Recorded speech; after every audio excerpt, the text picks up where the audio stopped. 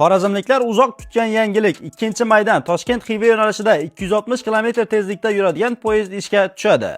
2026-yil 2-maydan boshlab Toshkent-Xiva yo'nalishida Jaloliddin Manguberdi nomli zamonaviy tez yurar poyezd qatnovi yo'lga qo'yiladi. Yangi Hyundai Rotem poyezdi 7 ta vagondan iborat bo'lib, soatga 260 km tezlikda harakatlana oladi hamda VIP, biznes va ekonom toifalarda qariyb 390 nafar yo'lovchiga xizmat ko'rsatadi. Mazkur yangi poyezd ishga tushgach, qatnov vaqti hozirgi 14 soatdan 7,5 soatgacha qisqaradi. Poyezd O'zbekiston iqlimiga moslashtirilgan bo'lib, turli ob-havo sharoitlariga chidamli zamonaviy tizimlar bilan jihozlangan. Mazkur qatnov yo'lga qo'yilishi sayyohlarning sayohat sifatini oshirish, yo'lda sarflanadigan vaqtni qisqartirib, ko'proq vaqtni bevosita sayohatga ajratish imkonini beradi. Natijada hududga tashrif buyuruvchi sayyohlar soni ortishi kutilmoqda. Ushbu xushxabarni Toshkent Xorazm yo'nalishida ko'p qatnaydigan barcha yaqinlarga birinchilardan bo'lib yuborib, tezkor xabarlar uchun esa bizning sahifamizga obuna bo'ling.